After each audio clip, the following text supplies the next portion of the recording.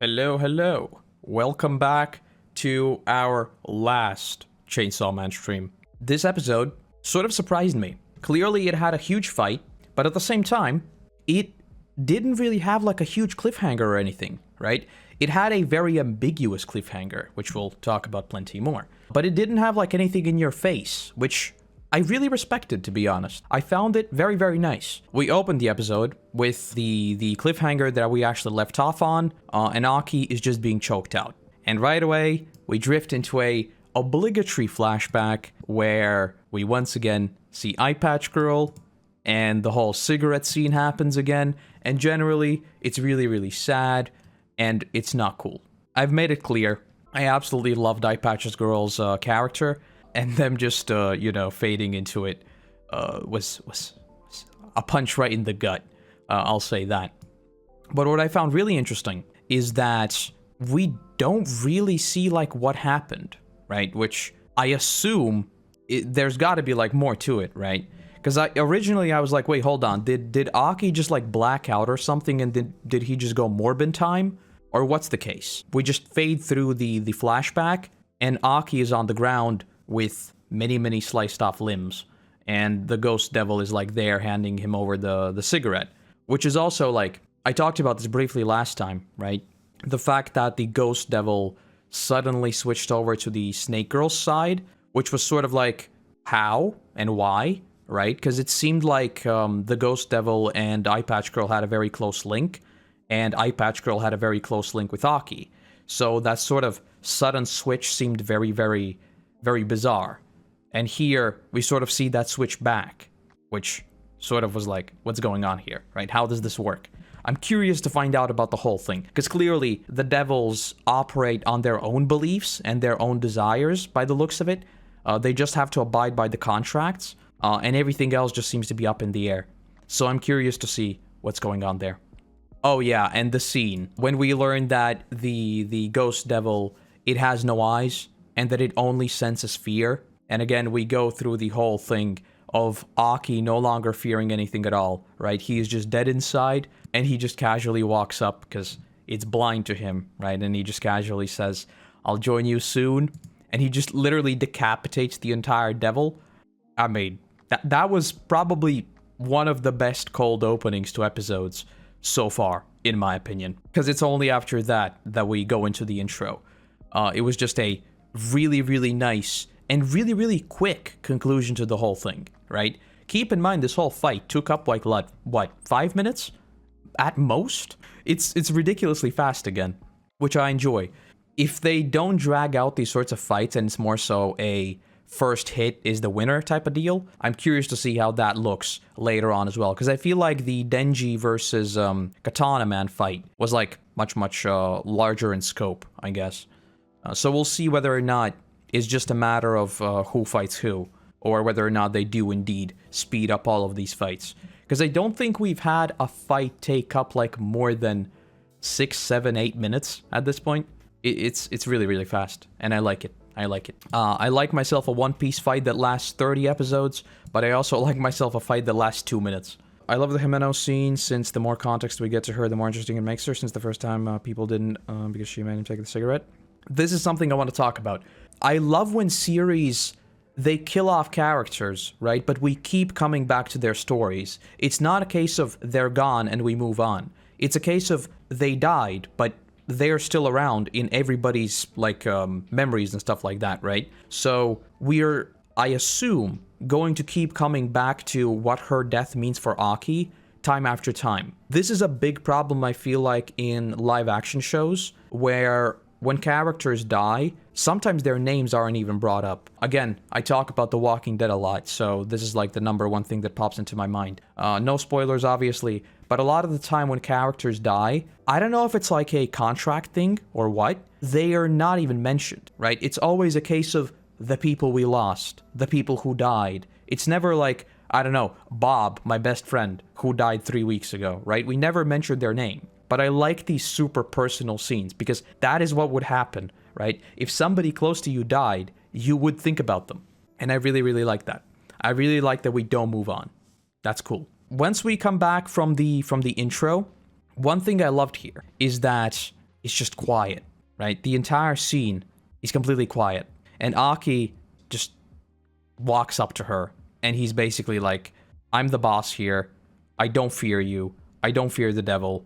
And there's not much you can really do anymore. But then, of course, the big twist happens. We memed around about this a couple of weeks ago, that the Kobeni, I think her name was, her haters are real quiet. And I feel like this is another case of that. Because, like, the scaredy girl just pulls a nothing personal kid and teleports behind the snake lady, and that was glorious. The fact that Aki, the dude who is literally dead inside and swinging around a sword covered in blood, is like, don't kill her.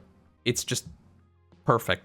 I feel like this is a duo I'm really going to enjoy seeing in the future. Their dynamic is really cool, especially now that Aki is, like, very emotionally distant.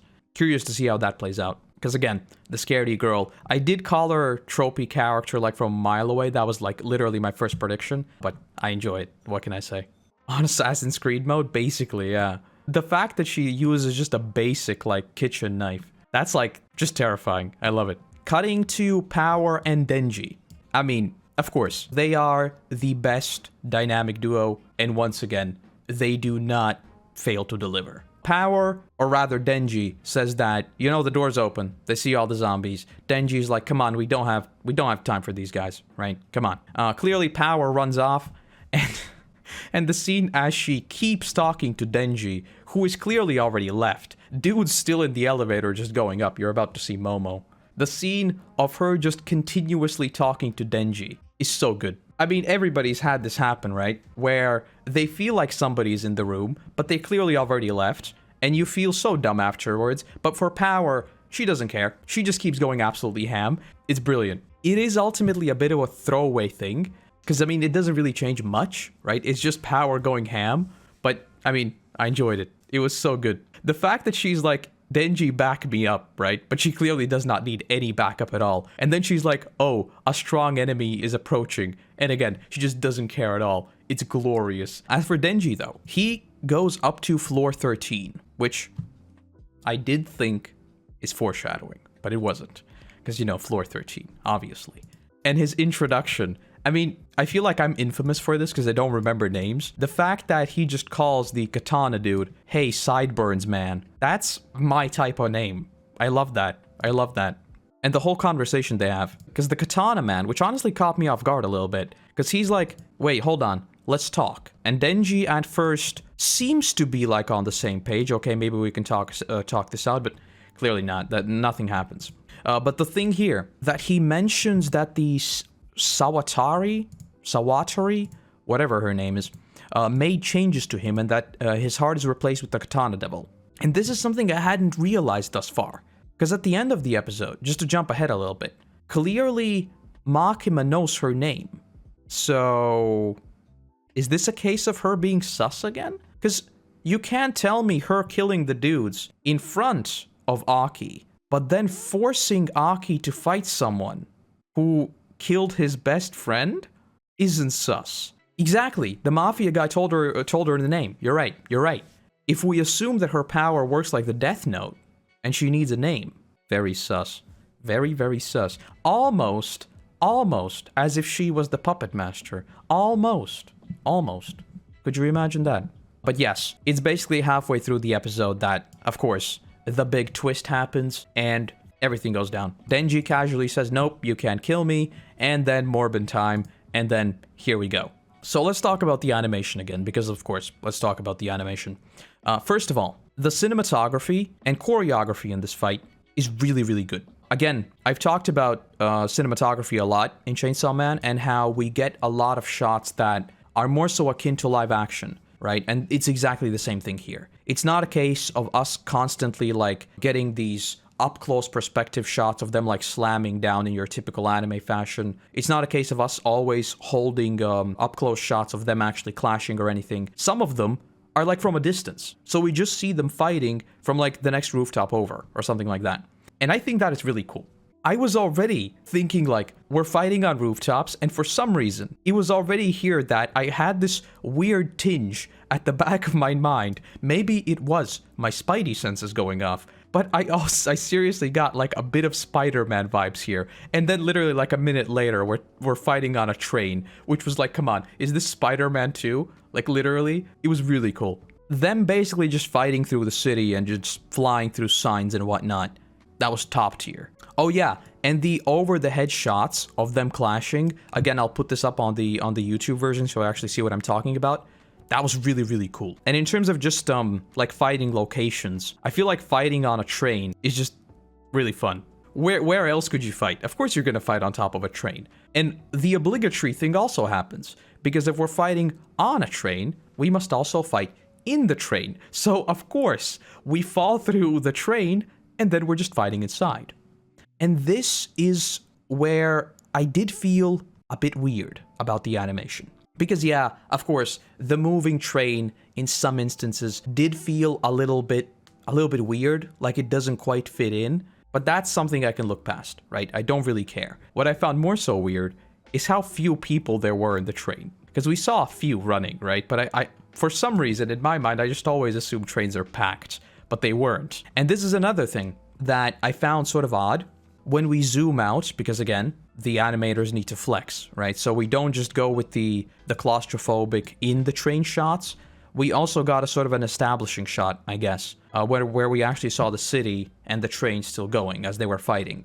And one thing that I couldn't help but notice is that the city for a second just felt like a ghost town. And something about that felt very weird. It's not that anything looked bad, it's just that there were no cars, no people, and it just felt dead. Compared to like all the other establishing shots and how well the ambience usually feels, felt out of place more so than anything else. Because many times already, I've said that when we get like the characters just walking in the city and stuff like that, they have absolutely nailed the ambience, right? So you can hear like sirens in the distance, you can hear chatter going on this side, you can hear like a shop door opening and closing, all these little things. But for some reason, here it felt like a ghost town.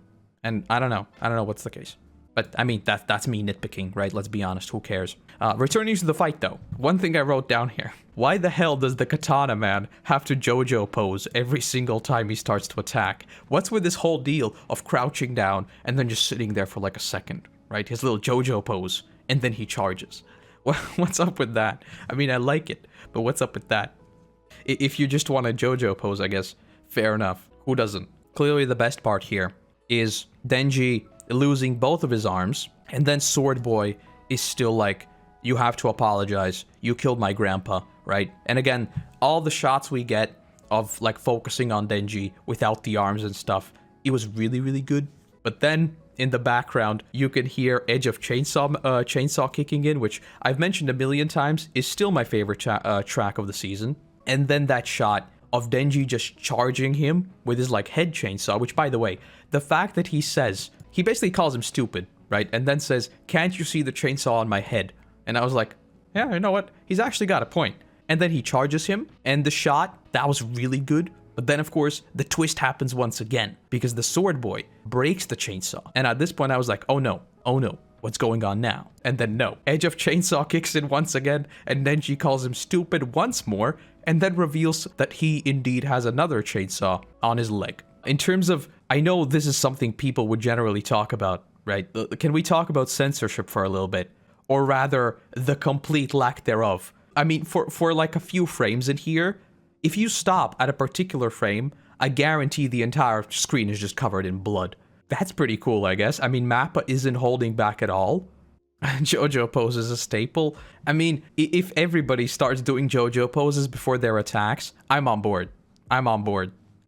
Swordman teleporting after slashing you. I mean, I love that. That's one of those classic tropes, right? Where the dude teleports behind you and then he like sheathes his blade and just says, I already cut you, right? And then the wound opens up. That's good.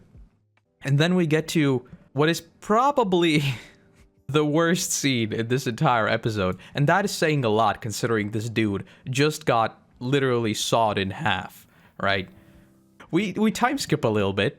And the Sword Boy is chained up, and he also says that we're the same, right? After he put the katana back, his body became his body became one piece, which of course I bolded because it's funny. So I guess their regenerative properties kind of go even beyond what I first assumed, because I thought they could regenerate if they like drank a lot of blood or something like that, right?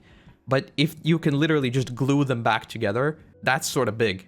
But then we get to the tournament, and Denji's just laughing. Dude's having a good time. He says that he's gonna have a tournament, and then Aki walks up to him and he's like, what do you mean? What do you mean? Denji casually says, we're gonna take turns, we're gonna kick him in the balls. Loudest scream wins. And at this point, I was just like, are we seriously going to do this? Like, is this another callback to like episode 1 or 2? And of course, Aki responds as any person would. And by the way, I do want to mention this, because obviously Denji's whole role in this scene is your typical wacky anime personality, right? Where he's just like, yeah, we're gonna kick him. Loudest scream wins, right? It's played off as comedy. But Aki just crouches down and buries his head. And something about that just felt so human. I don't know if it's me reading into things way too much, but it's one of those small things that I just feel like I don't see in anime. Like, when I think back to all the series I've watched, you don't really see people literally just like crouching down like this. But this is what people often do when they're like tired or sad. I don't know. I found that really, really cool.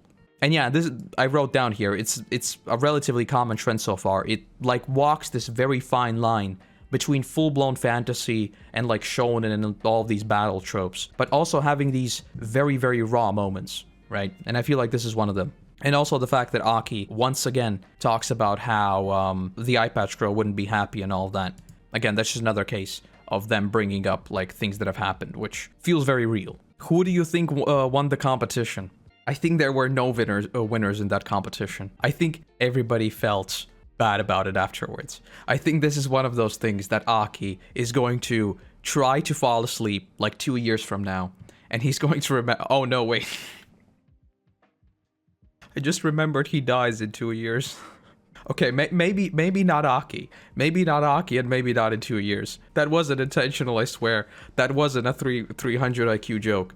I forgot about that. Anyway, their tournament begins, and we briefly cut away from them, right? And we see the Angel Devil again. And another thing we see are many, many crows.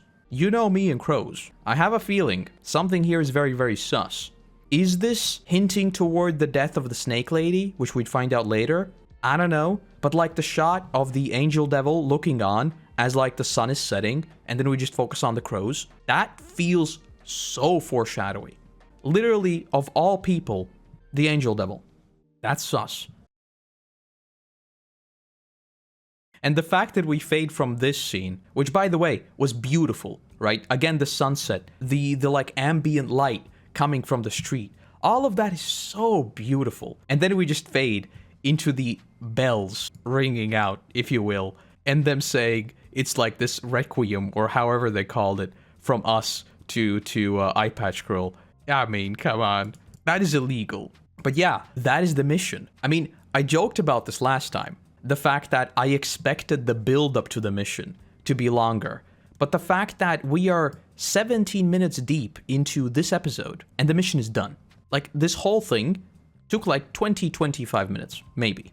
The pacing of Chainsaw Man is ridiculous, and I love it. And the thing that immediately stands out here is, of course, that we roll right into the outro, but we also still get another scene, which is, of course, with our sussy character, Makima. And here, I am 99% sure there must be something here for people who know what's coming, and it's like very, very cheeky and all that. I've got no idea what that is. Here, we basically hear that the Snake Lady made a contract with the Gun Devil and distributed the guns to the Yakuza, and that she too is an ex-devil devil hunter. Brings up the question of if she knew her name, and if she knew what was going on. Based on what we saw a few episodes before, right? She should have been able to kill her, but she didn't. Which, if she is the puppet master and wants to control Aki and make Aki depressed, thereby also more easily moldable, well, wouldn't it be perfect to make sure he goes exactly where you need him to, right? So you kill off all the dudes in his path, and then lead him to right the person who killed his best friend. And then you allow him to fight her. Wouldn't that be perfect? Almost as if it was all planned. Almost as if. And better yet, the only person who could have given us any information died. Isn't that convenient? We had a link to the Gun Devil, and we no longer have a link to the Gun Devil. How convenient. Almost as if Makima didn't want one. But yeah, obviously the big thing here is her announcing that they obtained another 1.4 kilos of Gun's flesh, and combined with the 5 they already have, they can actually like start moving toward it. So we finally have enough to actually go after the Gun Devil. The fact that, as they say it, we just zoom in on Makima and her sus close-up face. I mean, come on. I'm so torn between this, right? I've been saying for the past couple of weeks that clearly Makima is like the puppet master here, right? And she's orchestrating this entire deal. But I don't know whether she is even more powerful than like the Gun Devil or something like that, whether she wants something with the Gun Devil, if she herself is the Gun Devil, whether the Gun Devil is a partner of hers. I don't know how that plays into here. The fact that she's a villain, that's clear to everybody. I just want to understand how exactly that works. But yeah, so I guess starting with Core 2, we are literally going to start looking for the Gun Devil. So that should be a ton of fun.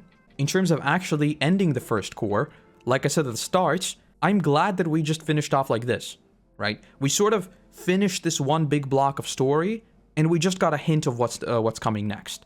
We don't end like on a cheap cliffhanger or anything like that. I respect that.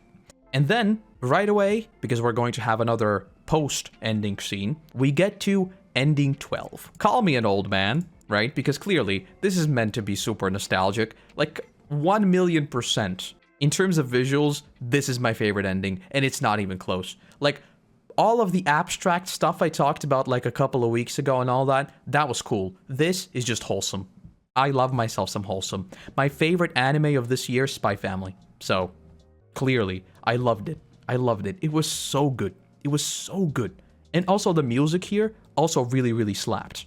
But in terms of the visuals, I have a feeling that if what I expect to happen in the series, right, and all of them ending up dying or something like that, that's going to hurt a lot when I watch like this sort of ending back, right? Because it's just so wholesome, right? They just go shopping, right? They cook some food. They all mess around the table. It's all just so good, and it's so good. It's so good. It's so good.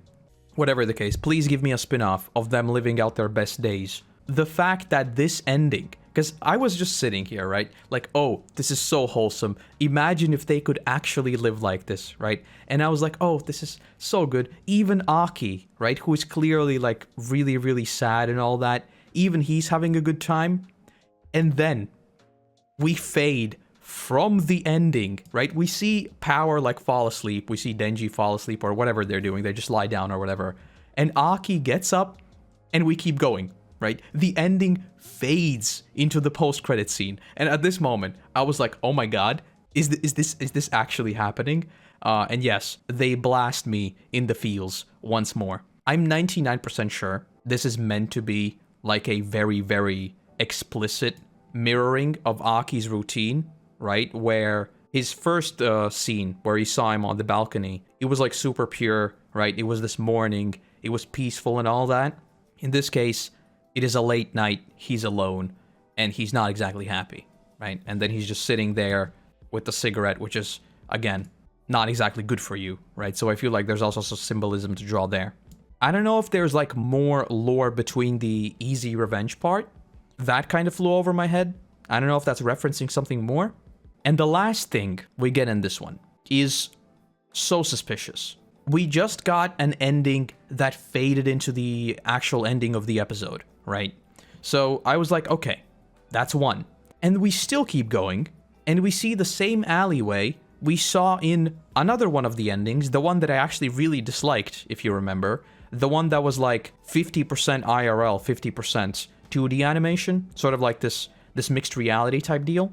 We see that alleyway, and then we see Denji saying that it's the same dream again. And we see the same doors, And it's a dream he always has and always forgets. And supposedly, Pochita on the other side says, don't open it no matter what. At this point, I had two thoughts, no more, because I have no idea. Number one, I think that might be some sort of crazy foreshadowing as to where he'll die or something like that. Or number two, there might be some sort of, what would you call it? Like a sort of a higher power that maybe links all the devils together or something like that. So it's sort of like in JoJo, people, like certain people are meant to meet, right? So is it a case of that? Is it a case of Denji must meet up with the Gun Devil or something like that? Is he like fated to meet someone? Something like that? I don't know. I really have no idea. That's not the ED, that's the first scene of the series. I'm pretty sure the doors were also in the ending. But yeah, I think there was also a scene of the doors in the first episode. I think you're right about that. Whatever the case, this feels very, very sus. I mean, the fact that it's Pochita saying it, like that's what was the first thing that led me onto the whole, maybe there is some sort of link between devils themselves, right?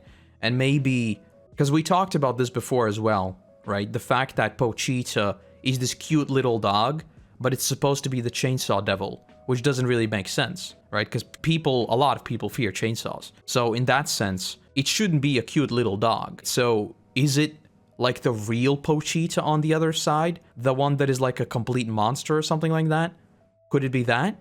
And it like doesn't want Denji to see that true form of it? I don't know. And the final scenes we get in this one is somebody, I don't know who it's supposed to be. Again, this might be another thing of, another case of it flying over my head. Yeah, just quick side note. We get like a couple of frames of a park, and that park looked really cozy. But yeah, somebody is saying, Denji, country mouse or city mouse? Which do you think is better? And here I wrote, who the is this? That's it. That's all I wrote. I've got no idea who this is. And that is Core 1. I mean, I loved it. Clearly some people didn't. I did. I loved every second of it. And I'm very, very excited to see how the story goes from now on. I think I'm going to leave it there. Looking forward to talking about Chainsaw Man once Core 2 rolls around. I'm already thinking about doing like a full video on the first Core and talking about it as a whole on the main channel. If I don't see you again, then have a wonderful new year as well. That's just around the corner. And I'll see you whenever I see you. All right. Bye-bye.